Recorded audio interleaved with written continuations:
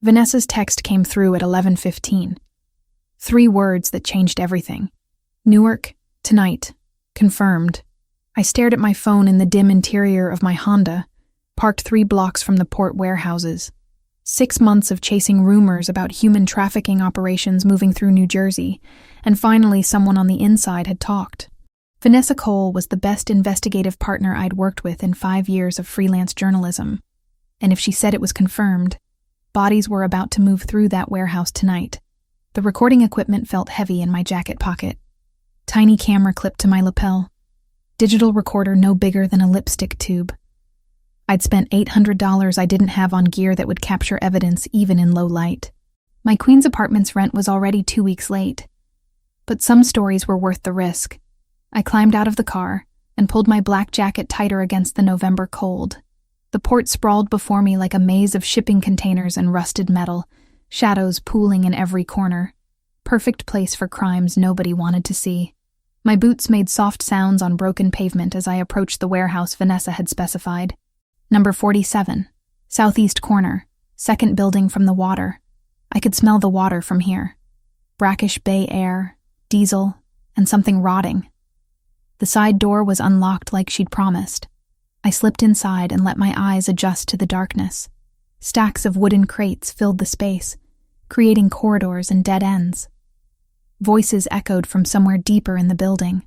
Male, speaking a language I didn't recognize at first, then caught enough to place it. Japanese.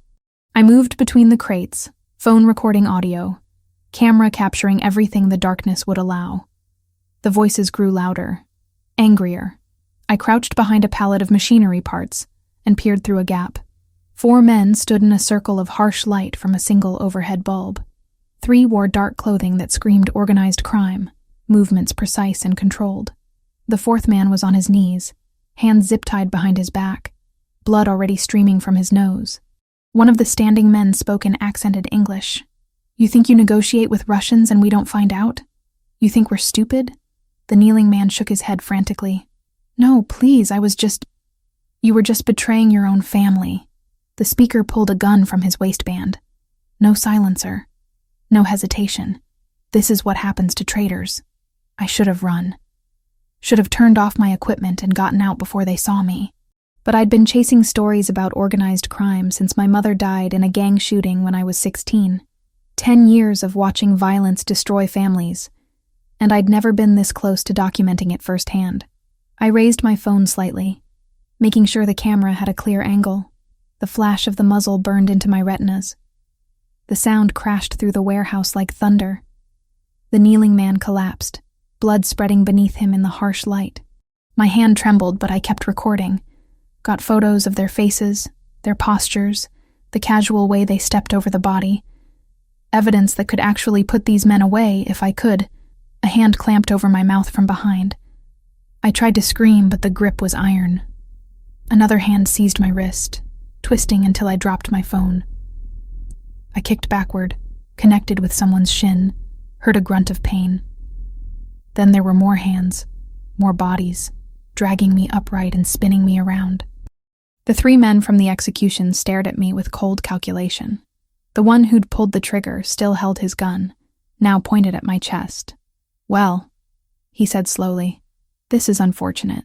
My recording equipment. They'd find it in seconds. I was dead." This was how investigative journalists died, chasing stories into places they didn't belong. "Run," one of them said to the others. "Clean this up. I'll handle." Footsteps pounded from another entrance. Shouts in Italian this time. The 3 men turned, weapons rising, and suddenly the warehouse erupted into chaos. Men in dark suits poured in from multiple directions. Not police. Something worse. The Yakuza soldiers opened fire but were outnumbered 3-1. I hit the ground and covered my head as bullets tore through crates around me. It lasted maybe 30 seconds. When the shooting stopped, the 3 Yakuza soldiers were either dead or fleeing. Strong hands grabbed my arms and hauled me to my feet. A man in an expensive charcoal suit stood before me, dark eyes assessing like I was a problem he needed to solve. "Give me everything," he said. His voice was calm despite the violence.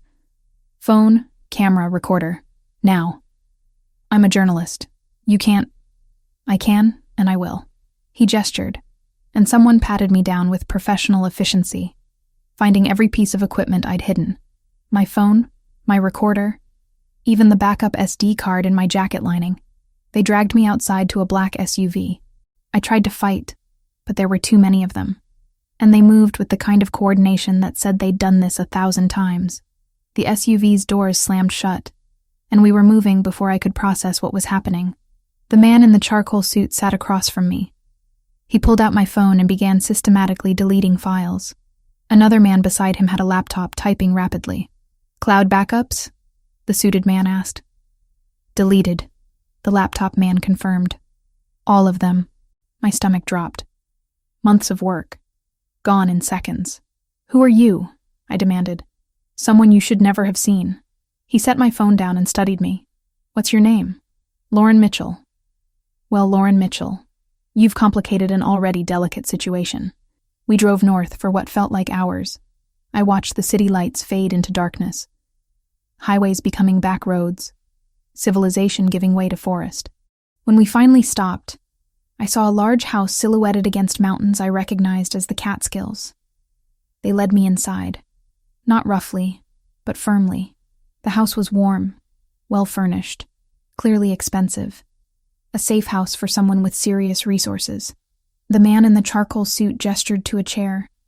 Sit. I sat. Mostly because my legs were shaking and I didn't trust them to hold me up any longer. My name is Lucas Caruso, he said. And you just witnessed members of the Yamaguchi Gumi Gumi executing one of our associates. Do you understand what that means? Your associate was working for them? Was being the operative word. Lucas leaned against a desk. Here's your situation, Miss Mitchell. The Yakuza can't know we have a witness to that execution. There's a truce between our organizations that's kept the peace for 5 years. If they discover you exist, they'll assume we're building a case against them, and that truce collapses into a war that kills dozens of people on both sides. So let me go. I won't tell anyone. You're a journalist who came equipped to document organized crime. Forgive me if I don't trust your word. He paused. Besides, the Yakuza saw you. They're looking for you right now. If we release you, you're dead within a day. The door opened, and another man entered. Taller, early 30s, with dark wavy hair and eyes so brown they looked black in the lamplight. He wore a black suit with the shirt unbuttoned at the collar, revealing a thick gold chain. A thin scar ran vertically down the right side of his neck, white against tanned skin. He looked at me with an intensity that made my breath catch. This is her? He asked Lucas. This is her. The man moved closer, studying my face like he was memorizing it. Lauren Mitchell, 26. Freelance journalist specializing in organized crime. Lives in Queens. Lost your mother to gang violence at 16. Am I missing anything? How do you... I make it my business to know everything about problems that walk into my territory. He sat in the chair across from me. My name is Marco Bellini. You're in my house, under my protection, because if I'd left you to the Yakuza, you'd be dead by now. But that protection comes with conditions. What conditions? You stay here. You don't leave. You don't contact anyone. You don't publish anything about what you saw tonight.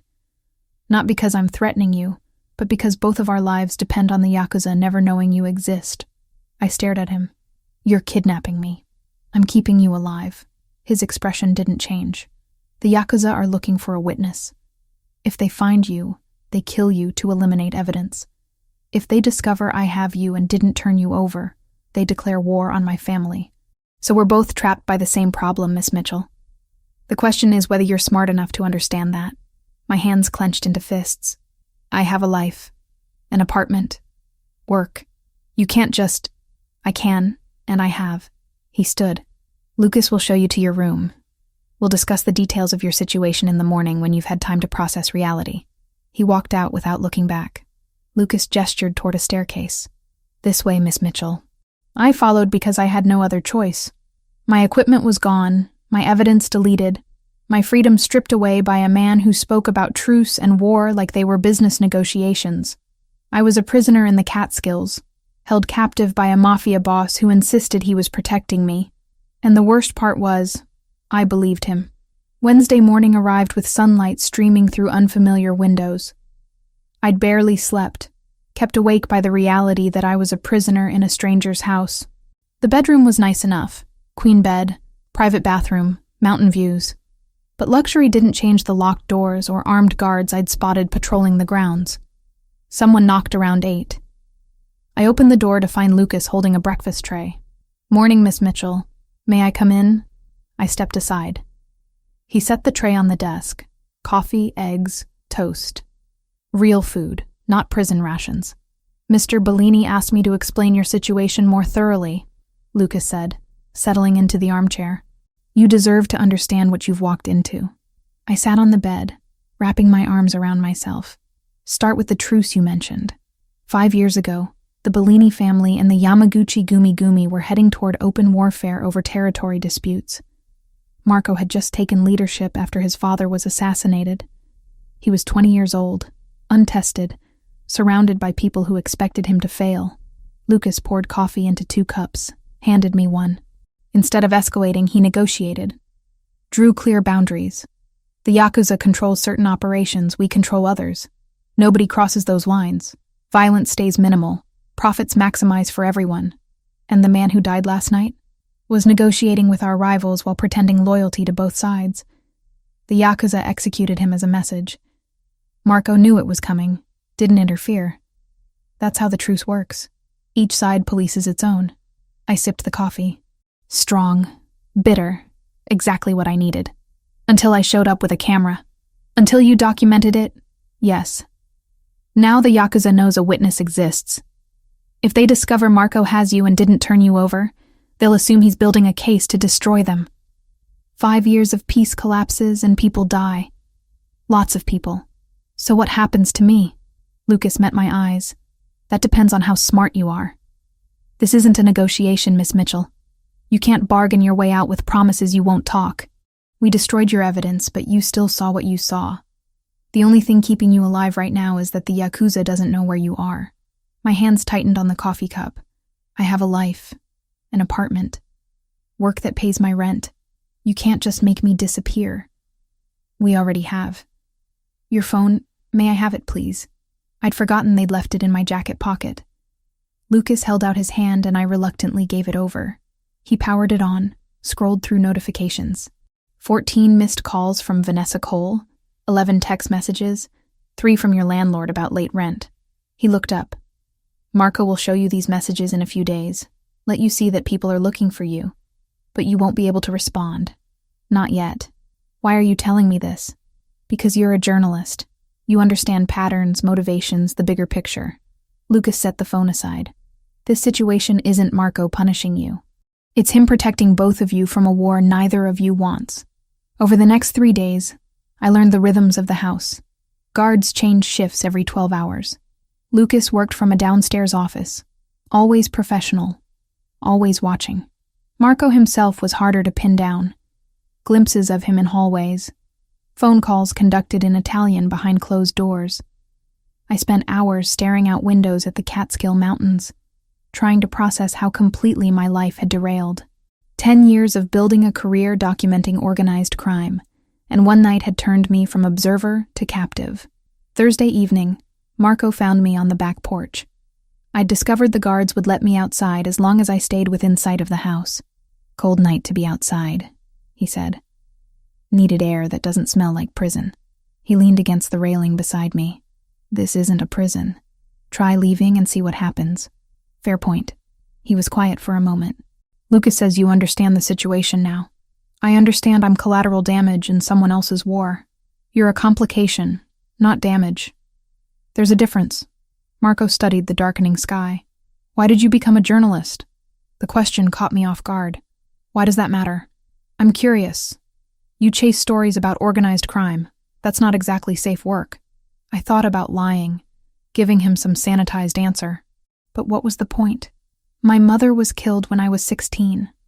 Wrong place, wrong time. 2 gangs shooting at each other outside a convenience store, and she took a bullet meant for someone else. The police investigation lasted 3 days before they filed it away as unsolvable. Another dead body in a poor neighborhood, not worth their time. So you became a journalist to do what the police wouldn't, to expose the truth, to make people see what violence actually costs. I glanced at him. You're part of what killed her, people like you. I know. No defensiveness, no justification, just acknowledgement. My father was murdered when I was 17, shot twice in a restaurant parking lot by a rival family. My brother had been killed 2 years before that in a confrontation I still don't fully understand. I inherited this life, Miss Mitchell. I didn't choose it, but you stayed in it, built it. That was a choice. It was. By 17, I'd lost everyone who could have shown me another path. The family needed leadership, or it would collapse into chaos that would have killed dozens more. So I learned fast, made hard decisions, and survived long enough to become the man sitting here now. There was something in his voice. Not quite regret, but acknowledgement of weight carried. I'd expected a mafia boss to be arrogant, dismissive, maybe violent. Marco Bellini was none of those things. Calculated, yes. Dangerous, absolutely. But not the monster I'd built in my head. We're not that different, he said quietly. You documented violence trying to stop it. I control violence trying to minimize it. Both of us shaped by losing people we loved to worlds we couldn't control. Don't compare us. I've never killed anyone. No. But you've written stories that exposed people, destroyed lives, sent people to prison. You think your hands are clean because you used words instead of bullets? He stood. Violence takes many forms, Miss Mitchell. At least I'm honest about mine. He walked back inside, leaving me alone with thoughts I didn't want to examine too closely. Friday afternoon, Lucas burst into the living room where I'd been reading. His face was tight with concern. We have a problem. Someone in our organization leaked information to the Yakuza. They know we have a witness. My stomach dropped. How? We're investigating. But the damage is done. He pulled out his phone, made a call. Marco needs to know immediately. Within an hour, the house transformed. More guards arrived. Windows were checked, security systems upgraded. Marco and Lucas held tense conversations in rapid Italian that I couldn't follow. That evening, Marco found me in my room. Tomorrow I meet with the Yakuza commander. They're demanding answers about you. Are you going to give me up? Not if I can avoid it. He sat on the edge of the desk. But you need to understand what's at stake. If they force my hand, this truce dies, and people on both sides start killing each other. I'll do everything I can to protect you. But I won't lie about the cost. Why protect me at all? You don't know me, because turning you over to be executed proves I'm exactly the monster you think I am. And despite what you believe, I'm trying very hard not to be that man anymore. His dark eyes held mine. Besides, there's something about you. The way you look at the world, document it, try to change it. You're brave in ways I haven't been in years. My breath caught. The air between us felt charged, weighted with something neither of us would acknowledge. Get some sleep, Marco said, standing. Tomorrow's going to be complicated. After he left, I lay awake counting hours until dawn, wondering how a man who terrified me could also make me feel safer than I'd felt in years. Saturday morning shattered any illusion of safety I'd built over the past days. Marco left the house at dawn with Lucas, both wearing expressions I'd learned to recognize as dangerous. When they returned 3 hours later, the air itself felt different, heavier. Marco's jaw was clenched so tight I could see the muscle jumping, and Lucas immediately disappeared into his office without a word. I found Marco standing by the windows in the living room, staring at the mountains like they held answers he couldn't find anywhere else. What happened? I asked. He didn't turn around. Commander Takeshi, the regional Oyabun of the Yakuza, knows I have you. He's demanding a meeting to discuss terms. Terms for what?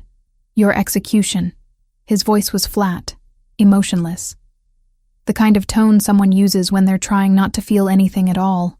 He wants proof that I'm not using you as evidence against his organization. Proof of loyalty to our truce. My legs went weak. I grabbed the back of a chair for support. You told him no. I told him I needed time to consider. Marco finally looked at me, and the exhaustion in his eyes was palpable. He gave me 72 hours. Tuesday night, 9 o'clock, in a neutral warehouse. I'm to execute you myself while his men film it as proof. The room tilted. That's insane. You can't. He believes I'm protecting you because I want leverage against him, that I'm planning to destroy the truce and use your testimony to expose Yakuza operations. By demanding I kill you personally, he's testing whether I value peace over one witness. Marco moved closer. If I refuse, I prove his suspicions right. War starts immediately. I forced myself to breathe, to think like the investigative journalist who'd spent years analyzing organized crime patterns, instead of the terrified woman who'd just been handed a death sentence. We fake it, I said. Stage the execution. I play dead. You get me out afterward. Takeshi will verify the body himself. He's not stupid, Lauren. He'll check for a pulse, for breathing. He might even put a bullet in you himself just to be certain. Then I disappear. Leave the country. You tell him I escaped before you could, and my entire family becomes a target for letting you slip away. The Yakuza don't forgive that kind of failure. Marco's hands clenched into fists. Besides, they saw you. They have your description. You think you can hide from an organization with international reach? I'll testify. I'll go to the FBI, give them everything about the Yakuza, destroy their operations from the inside, and start a war that kills 50 people in the crossfire. His voice rose for the first time since I'd met him. Do you think the Yakuza will just accept legal prosecution? They'll retaliate against anyone connected to you. My people, your friends, anyone who ever knew your name. Is that what you want? That many deaths on your conscience? I sank into the chair, mind racing through scenarios and finding dead ends in all of them. There has to be another way. I've been looking for one since the meeting ended. Lucas has been working every angle we have. So far, we've found nothing. Marco knelt in front of me, forcing eye contact. I need you to understand something. I'm not giving up. I will find a solution, even if it means burning every bridge I've built over 5 years. But you need to prepare yourself for the possibility that this situation has no clean exit. Why? The word came out broken. Why protect me at all? You could hand me over, maintain your truce, keep your peace. I'm nobody to you. His hand came up, cupped my face with surprising gentleness. You're not nobody. You're a woman who spent 10 years documenting violence because you lost your mother to it, who risks her life chasing stories that might save other people's families. That kind of courage is rare in my world, and I'll be damned if I let them execute it just to prove a point. The intensity in his eyes made it hard to breathe for entirely different reasons. Lucas appeared in the doorway. Marco, we need to discuss the infrastructure. Marco stood, composure sliding back into place like armor. We'll talk more tonight. The rest of Saturday crawled by in agonizing slowness. I tried to distract myself with anything. Books, television, staring at walls. But my mind kept circling back to Tuesday night. 72 hours. 3 days to live unless Marco found a miracle. Around dinner time, I heard raised voices from Lucas's office. Italian phrases I couldn't translate, but the anger was universal. Something about the situation was making even calm.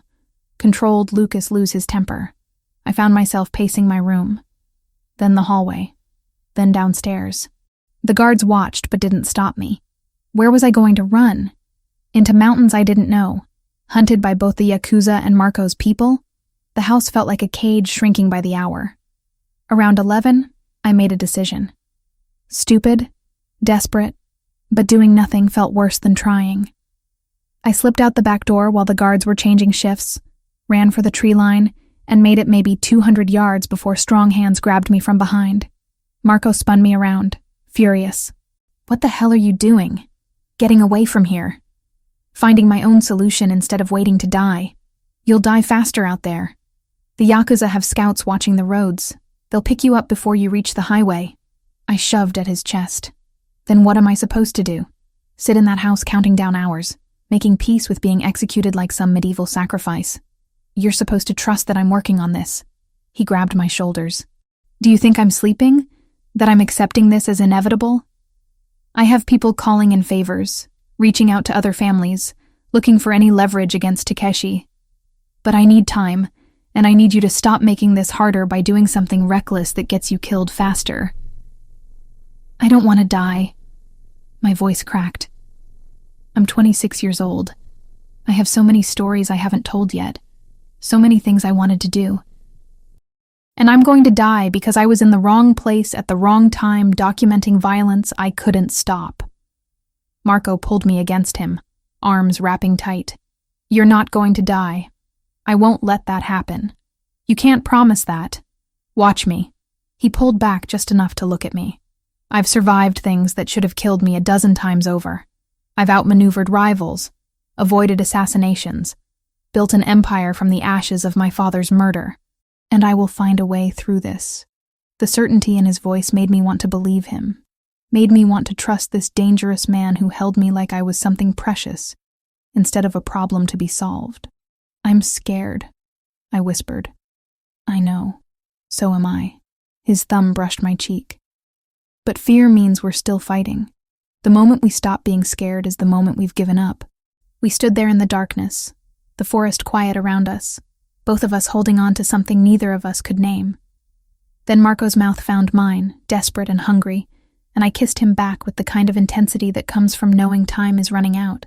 When we broke apart, both breathing hard, he rested his forehead against mine. Come back to the house. Let me protect you the only way I know how. I nodded, and we walked back together through trees that felt less like escape routes, and more like witnesses to something fragile and doomed.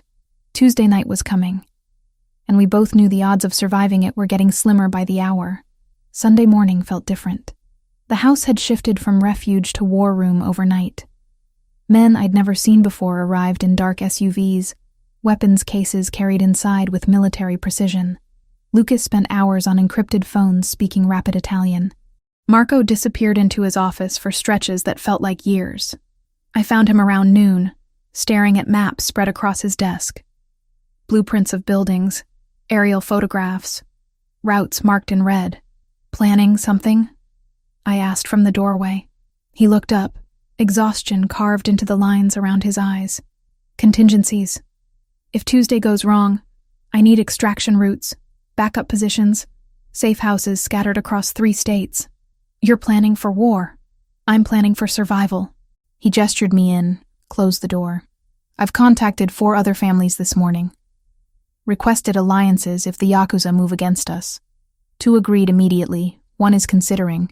The 4th told me I was insane for protecting a journalist over a 5-year truce.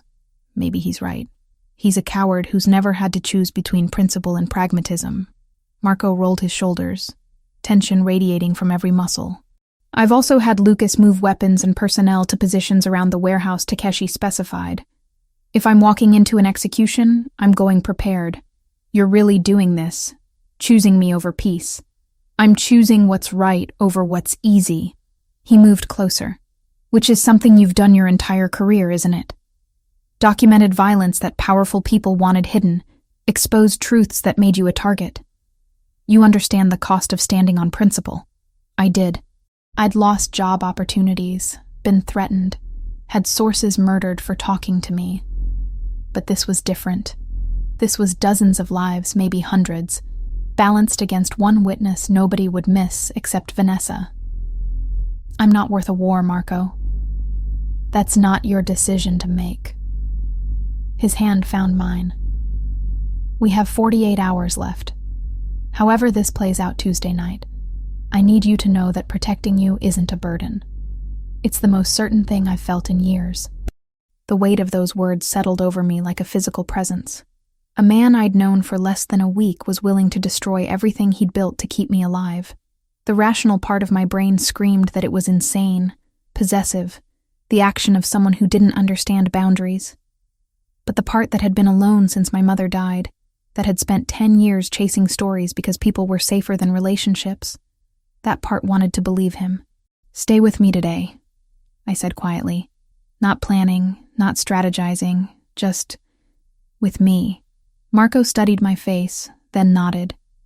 He told Lucas to handle the logistics, and led me upstairs to a library I hadn't discovered yet. Floor-to-ceiling bookshelves, leather furniture that smelled expensive, windows overlooking mountains that stretched forever. We talked for hours. Real conversation, not the guarded exchanges we'd had before.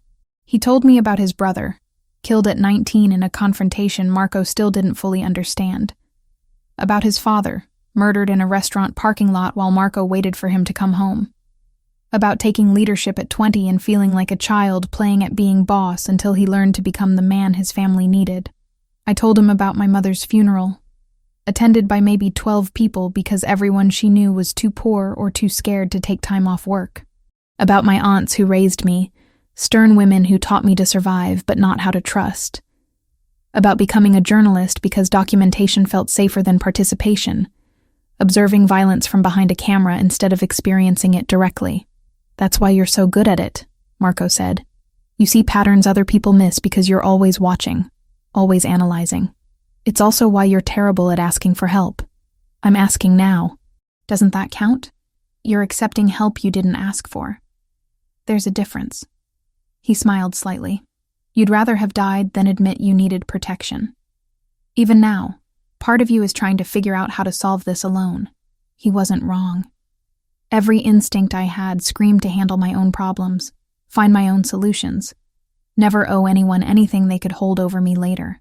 My mother used to say that independence was survival, I said.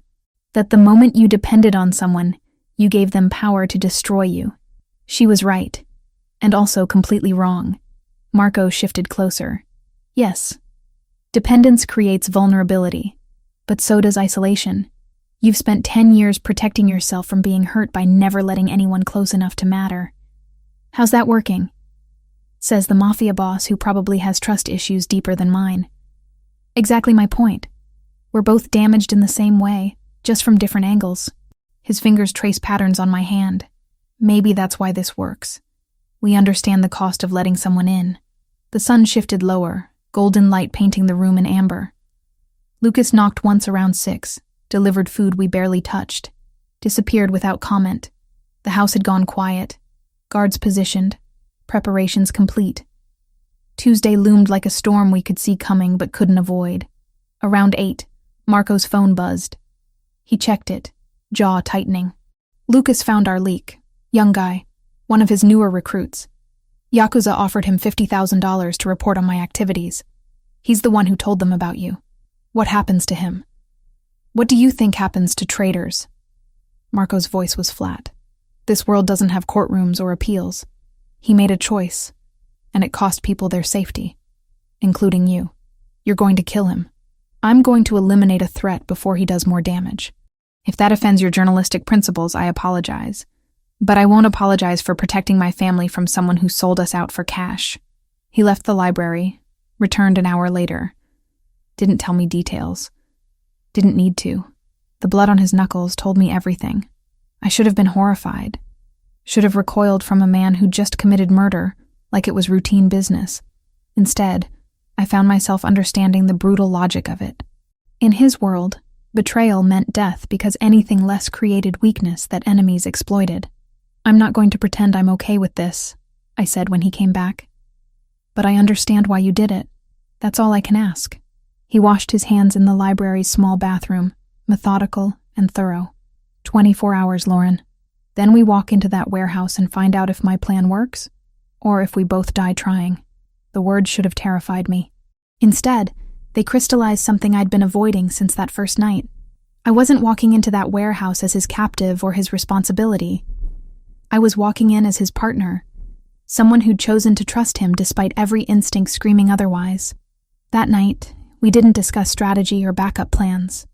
We went to his room and made love with the kind of desperate intensity that comes from knowing tomorrow might not exist. His hands memorized my body like he was documenting evidence. My mouth traced every scar, every line, every part of him that had survived when others hadn't. Afterward, lying in the darkness with his heart beating against my back, I whispered the truth I'd been hiding. I don't want to die, but if I have to, I'm glad it's with you. His arms tightened around me. You're not dying. Not on Tuesday. Not ever if I can prevent it. I've survived too much to lose someone who actually matters. Monday morning arrived with cold clarity. Marco met with his people, finalizing positions, reviewing contingencies. I watched from the library as SUVs departed, carrying men who would hide in warehouse beams or position themselves on surrounding rooftops. An army preparing for battle disguised as an execution. Lucas found me around noon.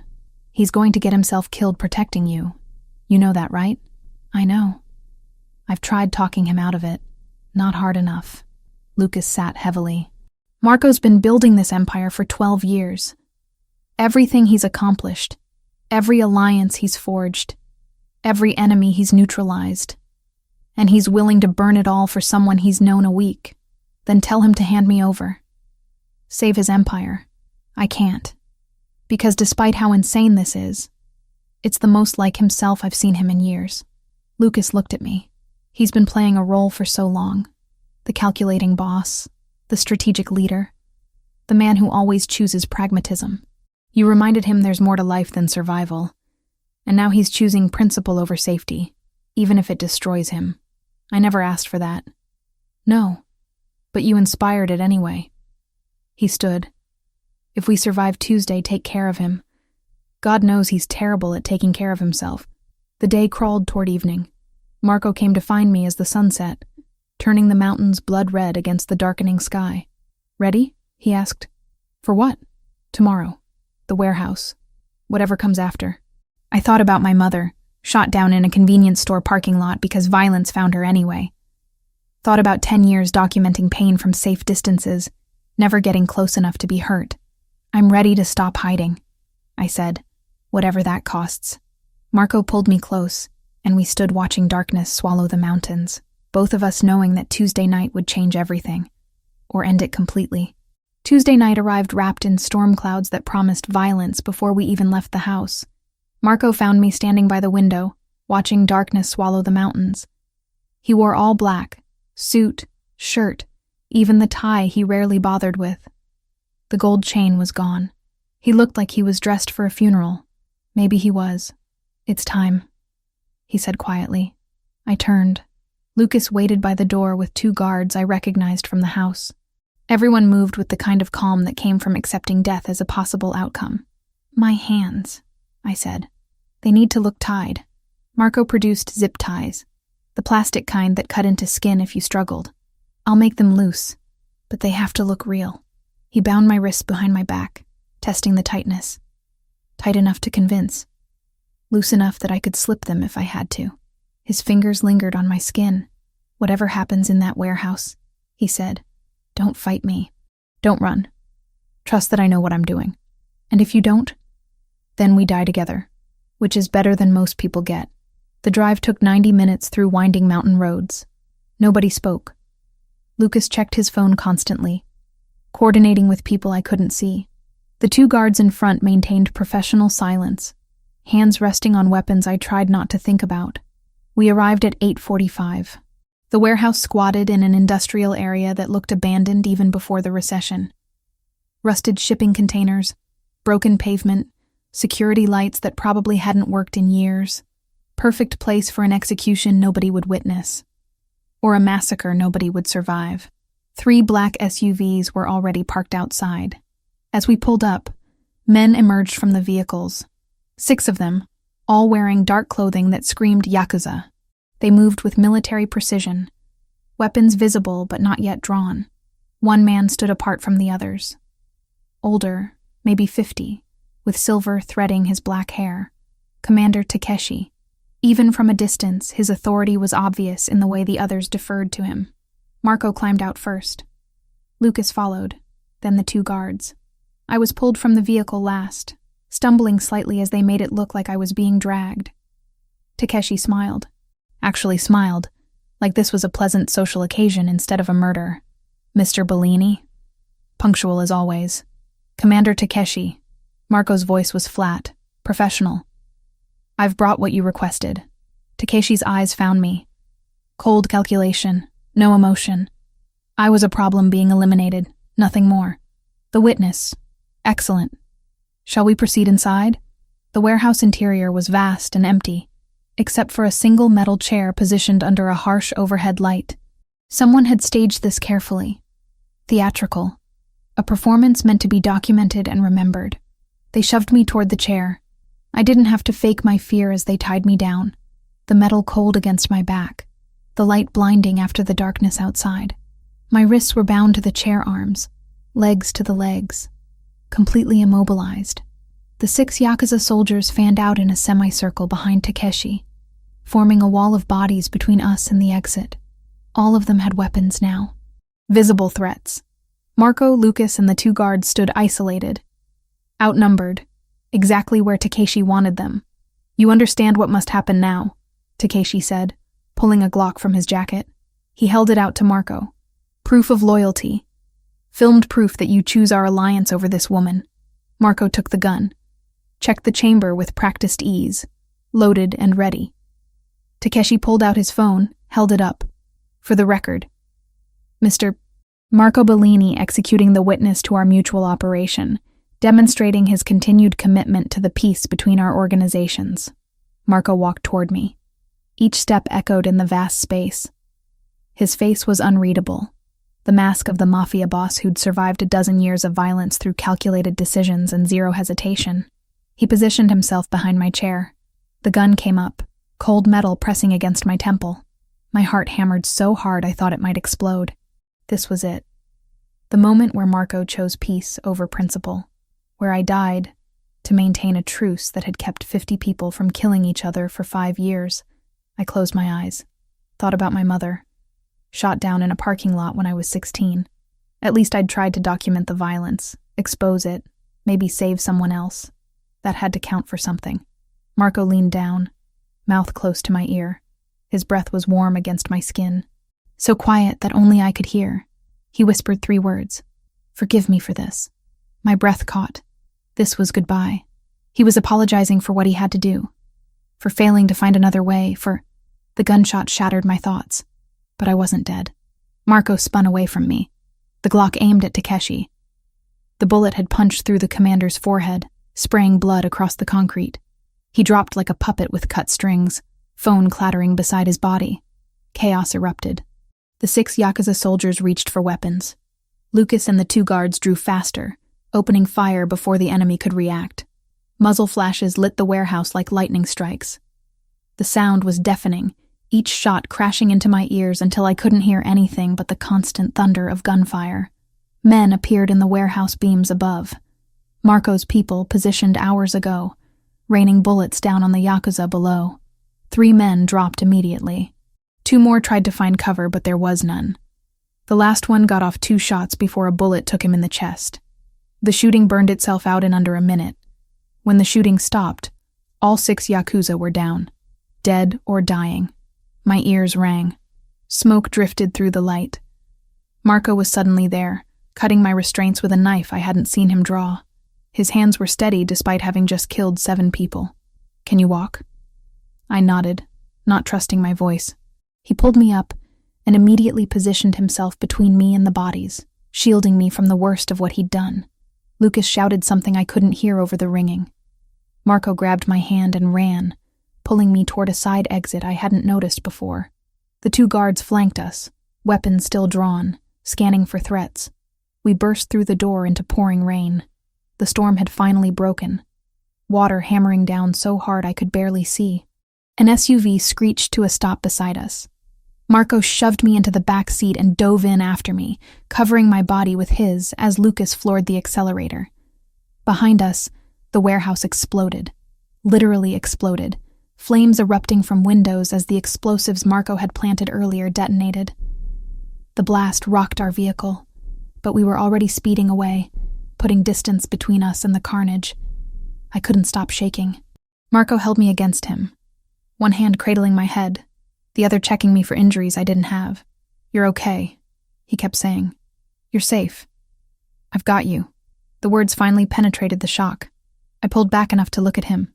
"You said forgive me." "I did. I thought you were apologizing for killing me." "No." His thumb brushed my cheek. "I was apologizing for what I was about to do, for making you watch me kill 7 men, for turning you into a witness to a massacre instead of an execution. I knew it would change how you see me." Understanding crashed through me like a physical blow. The whispered apology wasn't about my death. It was about my survival, and what it would cost me to live with what he was capable of. "You planned this from the beginning," I said. "The explosives, the men in the beams, Everything. The moment Takeshi demanded I kill you, I started planning to kill him instead. The truce is over. War starts tonight, but you're alive, and that's all that matters. Lucas drove like we were being chased by demons. Maybe we were. Somewhere behind us, the Yakuza would be regrouping, calling in reinforcements, realizing their commander and 6 men were dead. Marco had just declared war on an organization that had controlled criminal operations for decades. And he'd done it to protect a journalist he'd known for 10 days. I should have been horrified. Should have recoiled from a man who could orchestrate mass murder with such calculated precision. Instead, I pressed closer to him, let him hold me while rain battered the windows, and Lucas drove us into a future that promised only violence and uncertainty. Marco had chosen me over peace, had whispered an apology before committing murder because he knew the cost it would exact on my soul. And somehow, impossibly, that made me trust him more than any promise of safety ever could. Wednesday morning arrived with sirens in the distance and smoke rising from somewhere in the city below. War had officially begun. I woke to the sound of Marco's voice, sharp and commanding in rapid Italian. Through the bedroom door, I caught fragments. Orders, coordinates, body counts. The language of retaliation spoken with clinical precision. Lucas appeared around 8 with coffee and news neither of us wanted.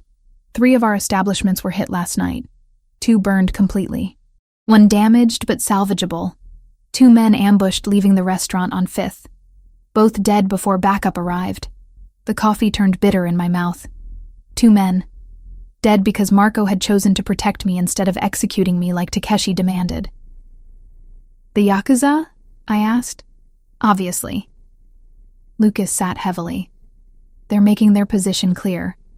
Every death, every fire, every attack is them saying Marco made the wrong choice Tuesday night. He did make the wrong choice. I should have died. Don't. Lucas's voice was sharp. Don't make their deaths about guilt when they signed up knowing violence was part of this life. They died because the Yakuza are murderers, not because Marco protected an innocent woman. But I couldn't shake the weight. Those men had families, people who loved them, and they were gone because I'd walked into a warehouse with a camera. Marco found me on the back porch an hour later, staring at mountains that looked different now. Less like refuge, more like prison walls. You heard, he said. I heard. I didn't look at him. How many more will die before this ends? However many it takes. No apology in his voice. The Yakuza started this by demanding your execution. I'm finishing it by making them regret that demand, by destroying them, by defending my territory and my people, which now includes you, whether you asked for it or not. He moved closer. Last night we hit their heroin distribution warehouse, burned $2 million of product. This morning we dismantled their extortion operation in Jersey. By tonight, they'll have lost more in retaliation than they cost us. I finally looked at him. Really looked. The man who'd held me in the warehouse, who'd apologized before committing murder, was gone. In his place stood the Mafia boss who'd survived 12 years through calculated violence and zero mercy. I don't recognize you right now, I said quietly. Good. This is who I actually am. The man you met last week was the version of myself I show when peace is an option. This is what I become when war is necessary. His dark eyes held mine.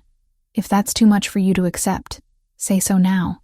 But don't pretend you didn't know what I was capable of. He walked back inside, leaving me alone with the truth that I'd been trying to avoid. Marco Bellini wasn't a good man playing at being dangerous. He was a dangerous man who occasionally chose mercy when it served his purposes. And I'd fallen for him anyway. The next 3 days blurred together in a haze of fear and exhaustion. The Catskills house transformed into a fortress. Guards doubled, weapons everywhere. Marco and Lucas worked from the office, coordinating attacks and defenses with the kind of military precision that spoke to years of experience. I tried to help however I could, but mostly I stayed out of the way, watched news reports about mysterious fires and gang violence escalating across 3 states. Listened to Marco give orders that resulted in people dying somewhere I couldn't see. The nightmares started Thursday night.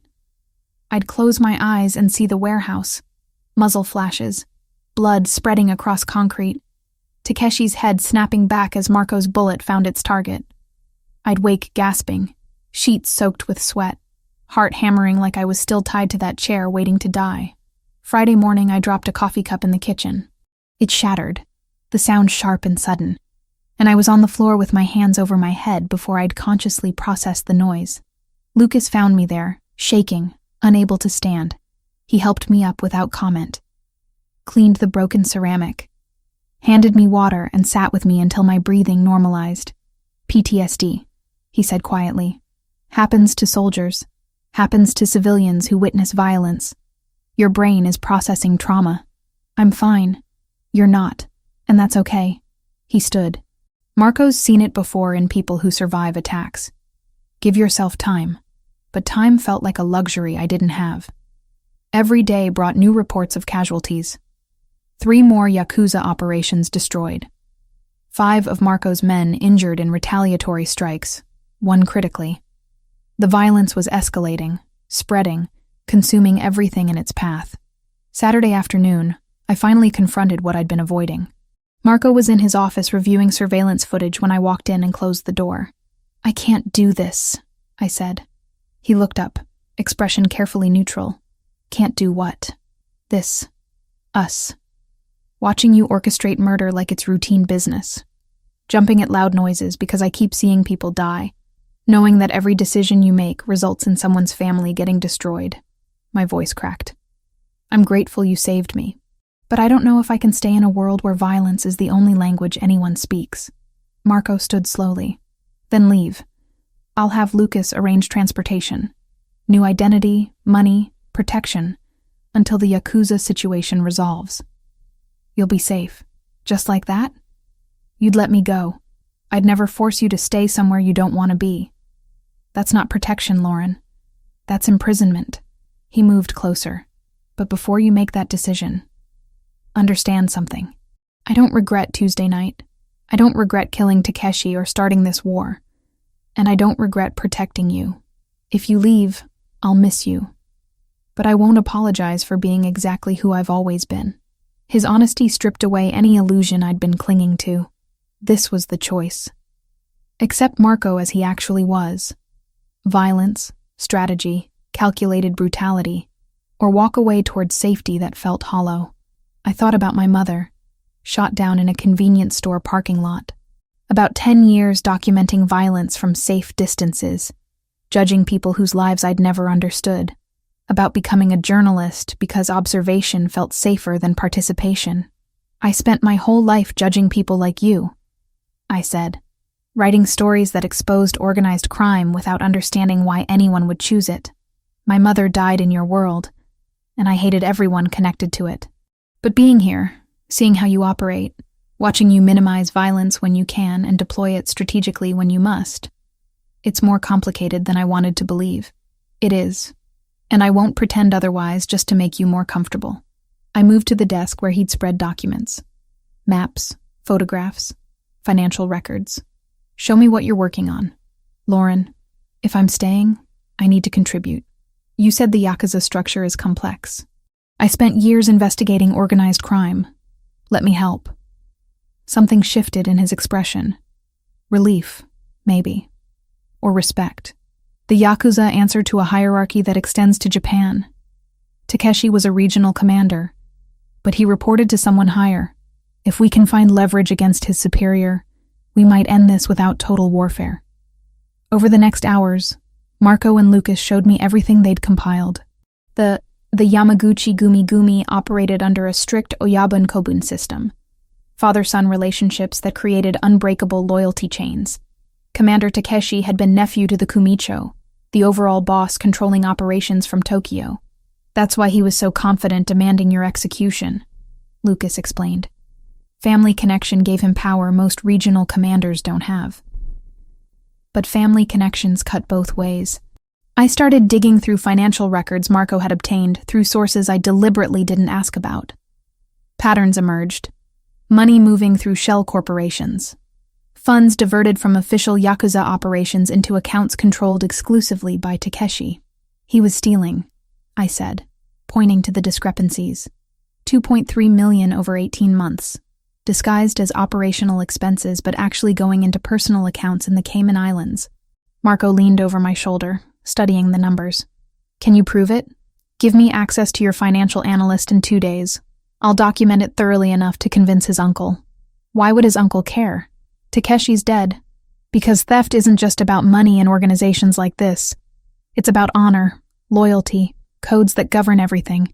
If Takeshi was stealing and planning to use that money against his own family, I pulled up another document, this one showing communications Marco's people had intercepted. Look at these. He was making contact with the Shibusawa faction, rival organization. Lucas's eyes widened. He was planning a coup, steal enough money to fund a takeover, eliminate his uncle, install himself as Kumicho, which means his uncle will want to know his nephew betrayed everything the Yakuza stand for. And killing him wasn't just Marco defending himself. It was removing a traitor before he could destroy the organization from inside. Marco pulled me to my feet and kissed me hard. You're brilliant and dangerous, and exactly what we needed. For the first time since Tuesday night, I felt like I was doing something instead of just surviving. The nightmares didn't stop. I still flinched at sudden noises, but having purpose made the fear more manageable.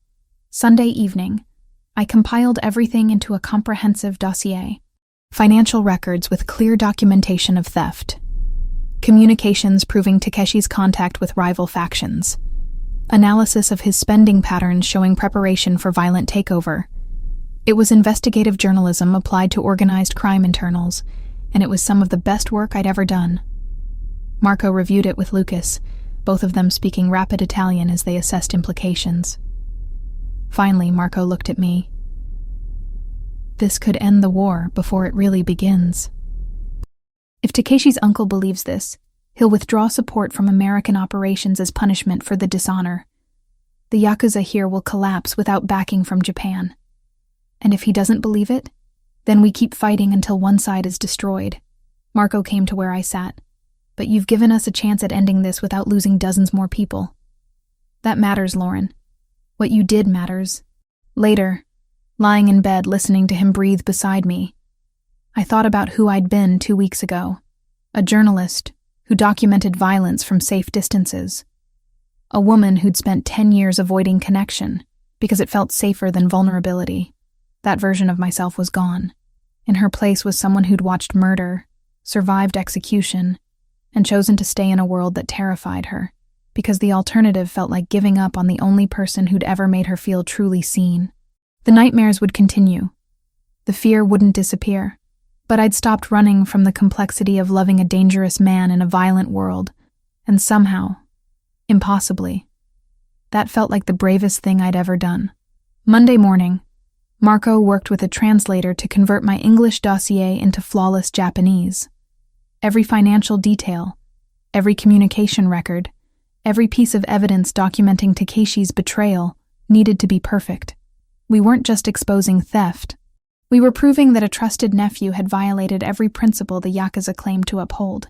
This has to convince his uncle that killing Takeshi wasn't an act of war, Marco said, reviewing the translation. It was eliminating a traitor before he could destroy the organization from inside. Will it work? I asked. If the uncle values honor over revenge, yes. If he's more concerned with saving face, Marco didn't finish the sentence. Didn't need to. Lucas arranged the delivery through contacts I'd heard mentioned before, but never fully understood. The triad of the Green Dragon operated out of San Francisco, maintaining strict neutrality in conflicts between other organizations. They'd built a reputation as reliable intermediaries, which made them valuable to everyone and threatened by no one. They'll hand-deliver this to Tokyo, Lucas explained, directly to the Kumicho's personal residence. No digital trail, no interception risk. He'll have it within 48 hours. The package left Tuesday morning. Then we waited. Those 10 days felt longer than the previous 2 weeks combined. Every morning brought new reports of violence. The Yakuza weren't backing down just because we'd killed their commander. If anything, Takeshi's death had intensified their retaliation. Wednesday, 2 of Marco's men were ambushed leaving a restaurant in Newark. Both survived, but one took 3 bullets and spent 6 hours in surgery. Marco visited him in the private hospital. Came back hollow-eyed and silent. Thursday. A shipment of legitimate construction materials was intercepted and burned. $50,000 of lumber and steel turned to ash because the Yakuza wanted to prove they could strike anywhere. Friday morning, Lucas got the call nobody wanted. Joey Moretti, one of the guards who'd been wounded Wednesday, had died from complications. Internal bleeding the doctors missed during surgery. He was 28 years old, married, with a daughter who'd just turned 3. I watched Marco take the news standing by the windows, his back rigid with tension. He didn't speak for a full minute. When he finally turned around, the exhaustion in his eyes was devastating. "That makes 3, he said quietly. 3 men dead because I chose to protect you instead of maintaining peace. Marco, I'm not blaming you. I'm counting the cost." He moved to the desk, pulled out his phone. "Joey's family gets full benefits. College fund for his daughter, mortgage paid off, monthly stipend for his wife. Lucas, make sure it's handled today." "Already in motion," Lucas confirmed. The funeral was scheduled for Sunday in Brooklyn. Marco insisted on attending despite the security risk. "Joey died serving my family. The least I can do is show up for his." Sunday morning arrived cold and gray, matching the mood perfectly. We drove to Brooklyn in a 3-car convoy, guards positioned in vehicles front and back. The church was small, brick exterior showing its age, windows covered with security bars that spoke to the neighborhood's realities. Joey's widow sat in the front pew, holding their daughter. The little girl wore a black dress and kept asking in a voice that carried through the whole church when Daddy was coming home. Her mother's attempts to quiet her only made it worse.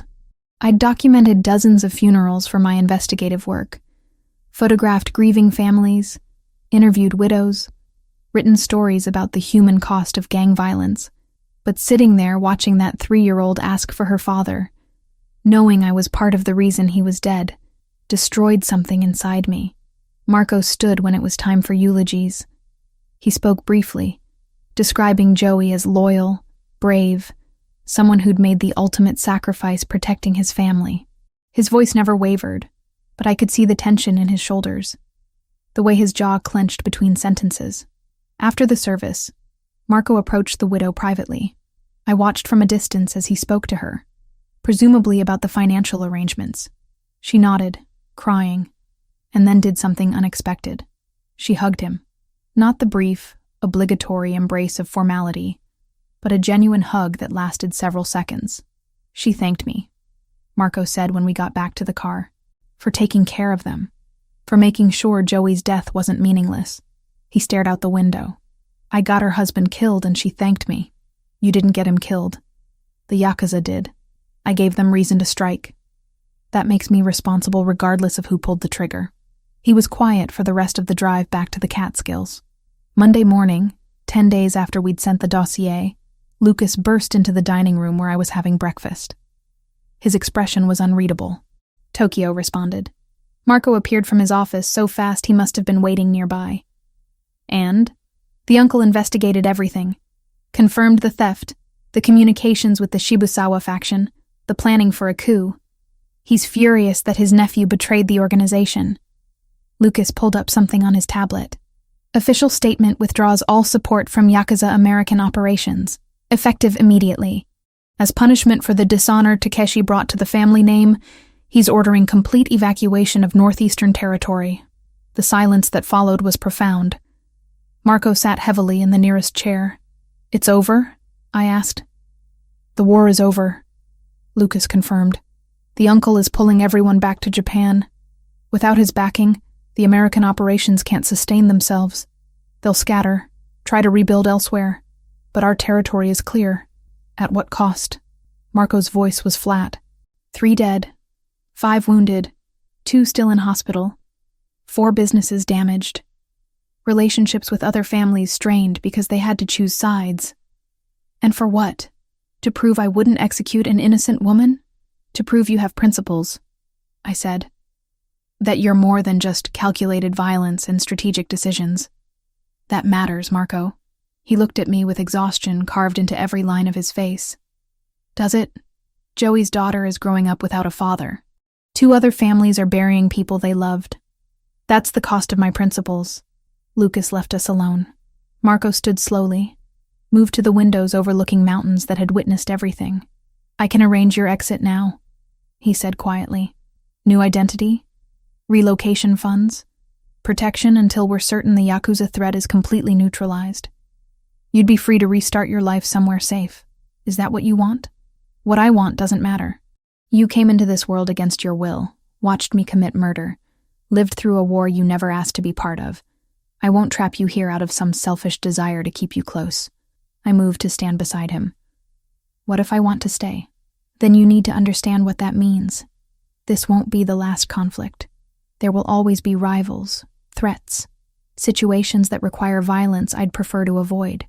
I can't promise you safety or peace or any of the things you deserve. I don't need promises. I need terms." I'd been thinking about this for days, planning this conversation. I stay, but I go back to work. Real work, investigative journalism. I'll focus on organizations that don't follow codes, human trafficking operations, exploitation rings, the kind of criminal enterprises that exist just to cause suffering. I'll keep your world and my work separate. And you respect that boundary. Marco studied my face. "You're asking for independence within this relationship. I'm asking for partnership instead of protection. I'm choosing to be here, but I won't be helpless or dependent. That's not who I am." A smile ghosted across his expression, the first I'd seen since Joey's funeral. "Deal. But the moment you're in danger, those boundaries disappear, and I do whatever's necessary to keep you alive. I wouldn't expect anything less." He pulled me close, and we stood watching mountains that had witnessed our entire impossible story.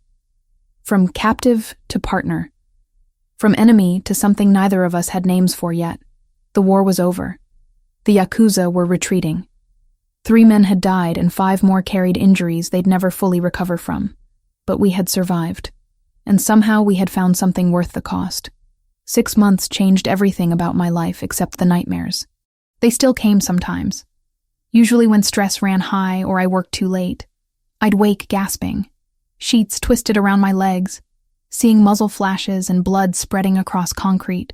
But they were less frequent now. Manageable. The kind of scars you learn to live with instead of letting them destroy you. My apartment in Queens looked exactly as I'd left it that Tuesday night in November when I'd driven to Newark chasing a story. Same narrow kitchen, same water stain on the ceiling, same view of buildings that had seen better decades, but now it was a choice instead of necessity. I could afford better, but something about keeping this place felt important. A reminder of who I'd been before Marco Bellini turned my world inside out. I spent maybe 3 nights a week here. The rest of the time I was in the Catskills or occasionally at Marco's Tribeca place when business required him in the city. We'd settled into a rhythm that worked for us. Separate spaces that occasionally overlapped. Independence within intimacy. Partnership instead of possession. The investigative series I'd written with Vanessa had just been nominated for a Pulitzer. 4 parts documenting human trafficking operations running through West Coast ports, deliberately far from Marco's northeastern territory. We'd spent 3 months researching, another 2 writing, and the result was some of the best journalism either of us had ever produced. Vanessa had asked exactly 3 questions about my disappearance last November. Where had I been? Was I safe? Was I staying safe? I'd answered truthfully within the boundaries I could maintain. With someone. Yes. Working on it.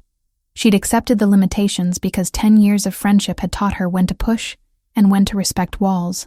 "This guy you're with," she'd said over coffee last month. "He's the reason you look different now. Less like you're documenting life and more like you're actually living it. Is that good or bad? It's different. And honestly, you seem happier than I've ever seen you, even if you won't tell me details." She'd studied me over her cup. "Just promise me that if you're ever in trouble, you'll call." "I promise." She'd nodded, dropped the subject, and we'd moved on to discussing interview techniques for trafficking survivors. Some boundaries existed to protect everyone involved. The territory war had ended cleaner than anyone expected. The Yakuza's complete withdrawal from the Northeast left a power vacuum that Marco filled strategically, absorbing some operations and shutting down others. 3 other families had tried testing his strength in the months after, but Marco had handled them with the same calculated precision he'd used on everything else. No one wanted war with a man who'd destroyed the Yamaguchi Gumi Gumi over a witness most people would have sacrificed without hesitation. I'd asked him once if he regretted it. The 3 deaths, the 5 injured, the businesses burned. He'd thought for a long time before answering. I regret the cost. I'll always regret that Joey Moretti's daughter is growing up without her father, but I don't regret the choice. Some principles are worth fighting for, even when the price is high. That was Marco in a sentence. Willing to pay costs most people couldn't imagine, but never pretending those costs didn't matter. Today was Saturday, and I'd driven up to the site where everything had started. The warehouse in Newark where I'd witnessed an execution, where Marco's men had intercepted me before the Yakuza could, where my entire life had pivoted on a decision I hadn't even known I was making. It was gone now. Demolished 3 months ago. Replaced by an empty lot waiting for developers who'd probably never come. The neighborhood was too far gone, too associated with violence and industrial decay. Nobody wanted to invest here. I stood on cracked pavement, camera hanging unused around my neck, trying to remember the person I'd been that Tuesday night. So certain that documentation mattered more than participation. So convinced that keeping distance was the same as staying safe. A car pulled up behind me. I knew the engine sound by now. Marco climbed out and came to stand beside me, hands in his jacket pockets, following my gaze to the empty lot. "You didn't tell me you were coming here," he said. "Decided this morning. Wanted to see it one last time before they build over it. They're not building. City's condemning the whole block." He studied my face. "Why come at all?" I thought about how to answer. This is where I died, in a way. The person I was before, who thought she had everything figured out. She ended that night, and someone else took her place. Someone better? Someone braver? Or maybe just someone who stopped confusing caution with wisdom. I turned to face him. "I keep thinking about my mother. She died in a parking lot because 2 gangs decided that block belonged to them. Random violence that destroyed my family. For years, I blamed everyone in your world for what happened to her. And now? Now I understand it's more complicated. You didn't kill her. People like you, some of them minimize violence, maintain codes, try to keep civilians out of crossfire. Others don't care. She died because the ones who killed her valued territory over human life." I paused. "You would never have let that happen. You'd have handled the dispute differently. You're giving me credit I don't deserve. I'm acknowledging complexity I used to refuse to see." I took his hand. "My mother would have hated that I'm with you. But she also taught me to think for myself. Question assumptions. Never let anyone else define my reality. So maybe she'd understand." Marco pulled me closer. "That night in the warehouse, when I whispered forgive me, I genuinely believed you'd never forgive what I was about to do. That watching me kill 7 men would destroy whatever was building between us. It almost did. I had weeks where I couldn't reconcile the man who held me with the man who orchestrated that massacre. I rested my head against his chest, but you didn't do it casually. You did it to protect me, knowing it would cost you peace. That mattered more than the violence itself. We stood in the lot where everything had changed, holding each other while traffic moved past, and the city continued its indifferent rhythm. Eventually, Marco checked his phone and sighed. "Lucas needs me back. Some situation with the construction union contract. Always something. Always." He kissed my forehead. "You coming back tonight or staying in Queens?" "Back. I've got editing to finish, and your office has better internet."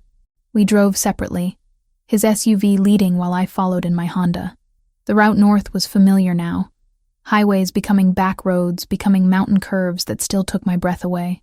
By the time we reached the Catskills house, afternoon was fading into evening. Lucas was waiting in the office, surrounded by papers and looking more stressed than usual. He brightened slightly when he saw me. "Lauren, good. Maybe you can talk sense into him." "About what?" "He wants to personally handle a negotiation with the Santoro family. I'm saying send someone expendable in case it goes bad." Marco rolled his eyes. "The Santoros respect strength. Sending a subordinate says we're afraid. Sending you says we're stupid if they decide to eliminate competition." I settled into the chair by Marco's desk and pulled out my laptop. "I'm staying out of this one. Business decisions are your department. They argued for 20 minutes in a mix of English and Italian, while I worked on editing an article about police corruption in Baltimore. The investigation had taken 2 months and would probably piss off a dozen people with badges, but the evidence was solid. Sometimes journalism meant making enemies of people who were supposed to be protecting citizens. Eventually, Lucas left with a compromise neither of them seemed happy with. Marco sat heavily in his chair and ran both hands through his hair. "Tell me about your article." I did. Explained the corruption patterns I'd found, the officers taking bribes from drug dealers, the systematic cover-ups. Marco listened with the focus he brought to everything, asking questions that proved he understood both the journalism and the implications. "You're going to need security when this publishes," he said finally. "I know. Already arranging it through a private firm Vanessa recommended. Use my people instead." "Marco, not negotiable. You're investigating dirty cops who probably have connections to organized crime. That makes this my world overlapping yours, which means my resources apply." His tone left no room for argument. "Besides, my people are better trained than any private security firm." He was right, and we both knew it. I nodded acceptance and went back to editing, while he returned to reviewing Lucas's reports. This was us now, working side by side in comfortable silence, our separate worlds occasionally colliding in ways that required negotiation and compromise. I wrote articles that exposed criminal organizations. He ran an empire that operated in moral gray areas I'd learned to acknowledge without fully accepting. It shouldn't have worked. By every logical measure, a journalist and a mafia boss were incompatible. But somehow, impossibly, we'd found a balance. Lucas returned around 8 with takeout from the Italian place in town. We ate at the conference table, discussing everything from Marco's expansion plans to my next investigation, to Lucas's ongoing frustration with the younger generation of recruits. "They think it's like the movies," Lucas complained. "All guns and respect.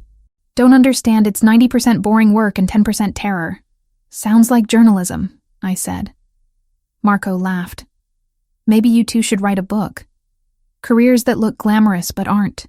"I'd buy it," Lucas said seriously. After dinner, Marco and I retreated to the bedroom that had become partly mine over the past months. I'd brought clothes, books, equipment, made space for myself in his world the same way he'd made space for me. Later, lying in darkness listening to him breathe, I thought about the girl I'd been at 16, losing her mother to gang violence, learning to survive through documentation and distance. She'd have been horrified by the woman I'd become, dating a mafia boss, accepting violence as sometimes necessary, choosing imperfect love over safe solitude. But she'd also have understood, because sometimes survival meant adapting, and sometimes the bravest thing you could do was trust someone dangerous enough to protect you from worse dangers. "You're thinking too loud," Marco murmured. "Sorry." His arm tightened around me. "What about? How far I've come from that warehouse. How different everything is now. Better or worse?" I considered. 6 months ago, I'd been a captive, terrified, watching a man I barely knew choose my life over peace. Now I was a partner, still occasionally terrified, but choosing to stay with someone who'd proven he valued principle over pragmatism. "Different," I said finally, "and real. For the first time in 10 years, I'm not documenting life from safe distances. I'm living it, consequences and all." "Any regrets?" "About 100. But not about this. Not about us." Marco kissed my temple. "Good. Because you're stuck with me now." "Is that a threat or a promise?" "Both." I smiled in the darkness and let sleep find me, knowing tomorrow would bring new challenges, new stories to chase, new reasons to question whether I'd made the right choice. But tonight, held by a dangerous man in a safe house in mountains that had witnessed everything, I was exactly where I chose to be. And sometimes, that was the bravest thing anyone could ask for.